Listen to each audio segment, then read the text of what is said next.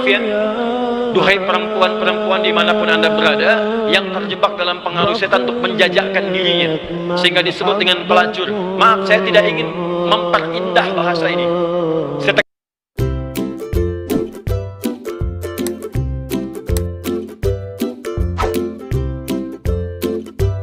Yang mengerjakan perbuatan dosa besar diantaranya zina. Ketika dikerjakan seperti itu dia mau tobat, kata Allah, ayo tobat, jangan putus asa dari rahmat Allah Subhanahu wa taala.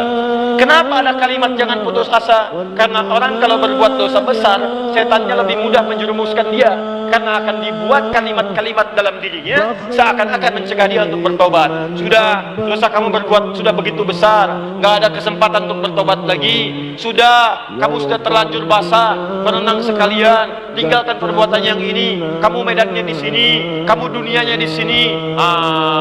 Kata Allah, itu semua tidak benar.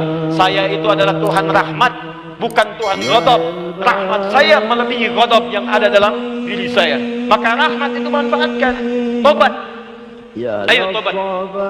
Saya katakan, jangankan anda, pelacurnya pun. Maaf ya, duhai perempuan-perempuan dimanapun anda berada yang terjebak dalam pengaruh setan untuk menjajakkan dirinya sehingga disebut dengan pelacur. Maaf, saya tidak ingin memperindah bahasa ini. Saya tegaskan pada anda ya, kalau maksiat itu istilahnya jangan dibikin sopan. Kalau dibikin sopan nanti bangga tampilannya. Maaf, koruptor maling, ketika dibuat koruptor dipakein jaket kuning, cuma pakai jaket, masya Allah enak banget, senyum-senyum bawa tas. Kontingen koruptor Indonesia bawa tas, senyum, foto-foto, bilang maling. Samakan dengan ayam. Kenapa orang pencuri ayam disebut maling? Pencuri uang ratusan miliar triliun disebut dengan koruptor. Walaupun mungkin maknanya berbeda, tapi kalimatnya diperindah. Maaf, perempuan menjajakan diri di malam hari jangan disebut kupu-kupu, nggak ada hubungan. Kupu-kupu aja nggak begitu. Ya, sebut aja dengan bahasa yang menjijikkan itu sehingga orang menjauhinya. Pelacur, selesai. Laki-lakinya apa? Jangan dipersempit. Buaya aja nggak begitu. Udah sebut aja misalnya pria jahat, pria buruk, pria pezina, selesai. Tuh pria pezina tuh, bukan itu hidung belang, hidungnya sama, nggak belang dia. Katakan pezina. Begitu disebut pezina, dia akan menjauhi perbuatan itu. Ayo, tempat-tempat zina, sebut aja begitu. Ya jangan disebut dengan kalimat-kalimat yang indah. Begitu disebut dengan kalimat yang indah, seakan-akan perbuatan itu menjadi baik. Teruskan. Pernah dengar tentang hadis ini? Seorang pelacur memberikan air minuman kepada seekor anjing. Ketika diberikan itu tiba-tiba keluar firman-Nya, dengan segala keikhlasannya dia masuk ke dalam surga. Pernah dengar hadis itu? Jangan salah baca. Kalau salah baca nanti jadi pelacur aja bisa masuk surga. Cukup cari anjing aja, anjing kasih minum surga. Kalau seperti itu enak banget. Bukan, cara bacanya adalah ketika dia memberi minuman itu, dia sadar dengan dirinya, ini anjing aja hewan najis, disebut najis, keadaannya terhina, diberikan minuman, tiba-tiba dia bisa berubah, beraktivitas dengan cara yang baik. Saya manusia, bukan hewan. Walaupun saya melakukan perbuatan hina, kenapa saya tidak berubah seperti anjing ini punya energi? Dalam bahasa syariat, wahyu itu disebut dengan tuntunan air. Allah menurunkan air dari langit, membuat tanaman yang kering, tanah yang kering menjadi gembur kembali. Allah menurunkan wahyu-wahyu dari langit, ajaran-ajaran, membuat hati yang kering menjadi subur kembali untuk melakukan perbuatan-perbuatan baik. Sadar dia dengan perbuatan itu, bertobat dirinya, taubat itu yang menggugurkan dosanya, berubah jadi beramal soleh, amal solehnya yang menjadikan dia terjamin surga di sisi Allah Subhanahu wa taala. Pelacur, tobat, masuk surga.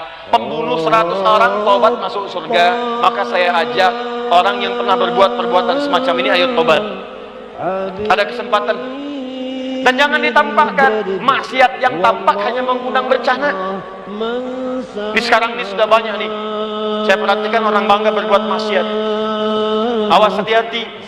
Homoseksual, lesbian, LGBT, macam-macam sudah bangga bikin kontes, bikin macam-macam, undang musibah tuh, undang musibah.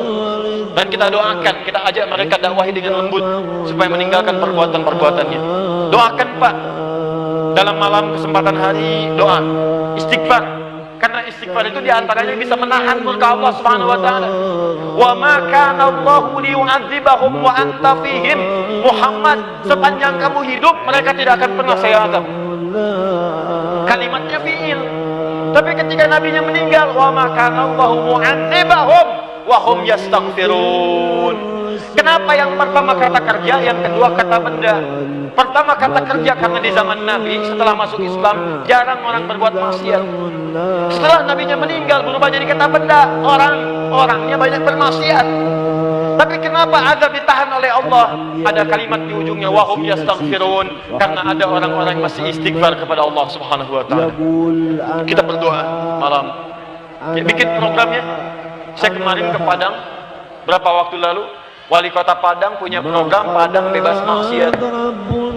Saya kira ayo Kabupaten Bandung, ya Kabupaten Bandung bebas maksiat. Anda berdoa, dakwahi, tampakkan kebaikan. Ayo mulai sekarang yang ngaji dengan saya minta komitmennya. Kalau Anda pegawai berangkat ke kantor, perilaku yang baik, tunjukkan nilai keislaman, jujur dalam bekerja, jangan takut. Anda tidak akan kehilangan rezeki. Anda nggak korupsi pun rizkinya segitu. Anda korupsi rizkinya nggak nambah segitu juga. Jika Anda bisa dapatkan yang halal, kenapa mencari dengan yang haram? Nggak usah, yang baik-baik aja, rizki Anda sudah terjamin. Demi Allah saya katakan, kelihatannya banyak, cuman segitu juga. Kalau Anda berbuat baik, ditahan oleh Allah, seperlunya dikasih, perlu dikasih supaya Anda nggak repot. Kadang-kadang dikasih banyak supaya bisa zakat, supaya bisa infak. Cukup tempuh dengan cara yang jujur, rezeki datang dengan semestinya.